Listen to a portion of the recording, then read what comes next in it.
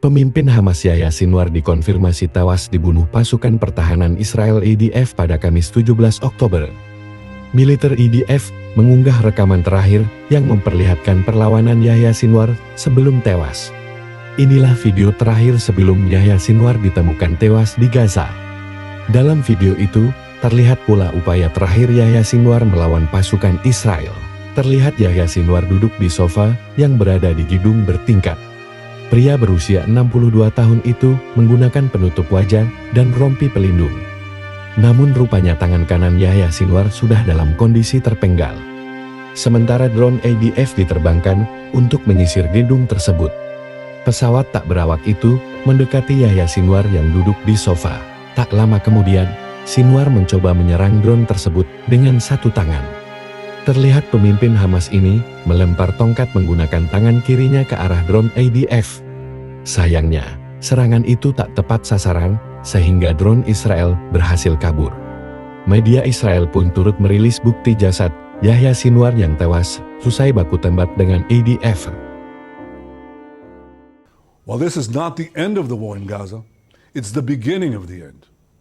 To the people of Gaza, I have a simple message.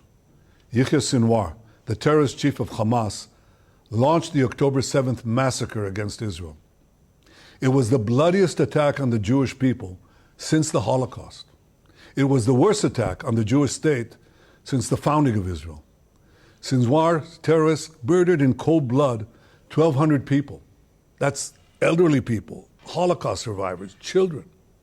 They brutally raped women. They beheaded men. They burnt babies alive. And they took some 250 men, 251 women, men, and children hostage to the dungeons of Gaza. Today, the mastermind of this day of sheer evil is no more. Yahya Sinwar is dead. He was killed in Rafah by the brave soldiers of the Israel Defense Forces. While this is not the end of the war in Gaza, it's the beginning of the end. To the people of Gaza, I have a simple message. This war can end tomorrow. It can end if Hamas lays down its arms and returns our hostages. Hamas is holding 101 hostages in Gaza who are citizens of 23 countries, citizens of Israel, but citizens of many other countries. Israel is committed to doing everything in our power to bring all of them home. And Israel will guarantee the safety of all those who return our hostages. But to those who would harm our hostages, I have another message. Israel will hunt you down and bring you to justice. I also have a message of hope to the peoples of the region. The axis of terror that was built by Iran is collapsing before our eyes. Nasrallah is gone.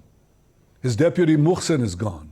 Haniyeh is gone. Def is gone. Sinwar is gone. The reign of terror that the Iranian regime has imposed on its own people and on the peoples of Iraq, Syria, Lebanon, and Yemen, this too will come to an end. All those who seek a future of prosperity and peace in the Middle East should unite to build a better future. Together, we can push back the forces of darkness and create a future of light and hope for all of us.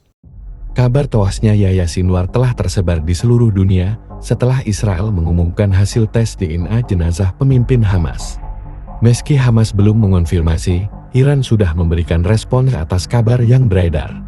Dikutip dari Al Arabiya, misi Iran di PBB mengatakan bahwa pembunuhan Sinwar akan membuat kelompok perlawanan Palestina semakin menguat. Selain itu, semangat anak-anak dan pemuda Palestina untuk memperjuangkan kemerdekaan juga semakin besar.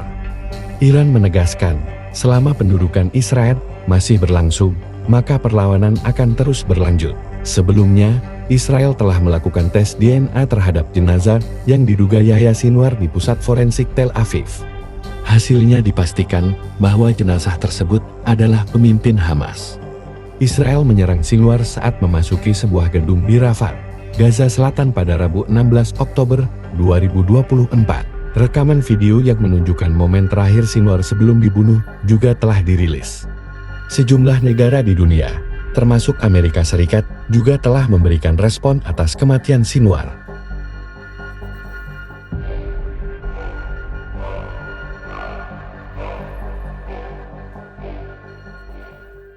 Download Tribun X sekarang.